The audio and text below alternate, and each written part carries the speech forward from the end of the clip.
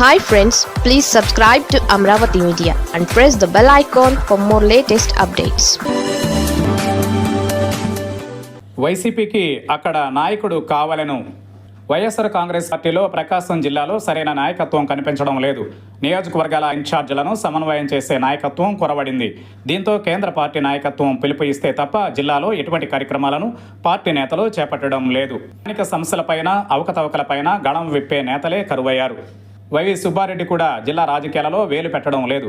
గతంలో పార్టీ జిల్లా అధ్యక్షుడిగా బాలినేని శ్రీనివాసరెడ్డి ఉన్నప్పుడు నేతలందరితో సమన్వయం చేసుకునేవారు. కానీ ఇప్పుడు పార్టీ జిల్లా అధ్యక్షుడిగా బూచేపల్లి శివప్రసాద్ రెడ్డి ఉన్నప్పటికీ ఆయన చీమకుర్తి, దర్శి ప్రాంతాలకే పరిమితమవుతున్నారన్న విమర్శలు వినిపిస్తున్నాయి. వైసీపీ రాజ్యసభ సభ్యుడు జగన్ బాబాయి వైవి సుబ్బారెడ్డి కూడా ప్రకాశం జిల్లా రాజకీయాలను పెద్దగా పట్టించుకోవడం లేదు.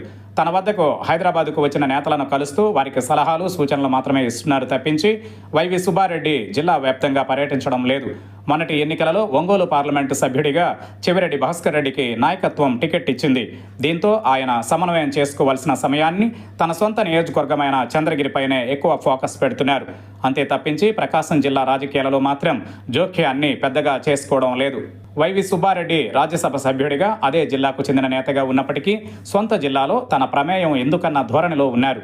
దీంతో ప్రకాశం జిల్లాలో వైసీపీని నడిపించే సరైన నాయకత్వం కొరబడిందన్న కామెంట్స్ వినపడుతున్నాయి. వైఎస్ జగన్ కూడా అప్పుడప్పుడు ప్రకాశం జిల్లాలోని కొందరు నేతలతో సమావేశమవుతున్నా వారికి సరైన దిశానిర్దేశం చేసే నాయకత్వం మాత్రం కనిపించడం లేదు. అందుకే ఇప్పుడు ప్రకాశం జిల్లాలో వైసీపీకి సరైన నాయకుడు కావాలని ప్రకటన చేయాల్సిన పరిస్థితి ఏర్పడింది. నియోజకవర్గాలలో బలమైన నేతలు ఉన్నప్పటికీ వారిని నడిపించే నాదుడే లేకపోవడం విచారకరం.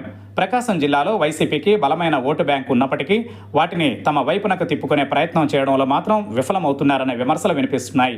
కేడర్ కూడా ఇదే రకమైన అసంతృప్తిలో ఉంది.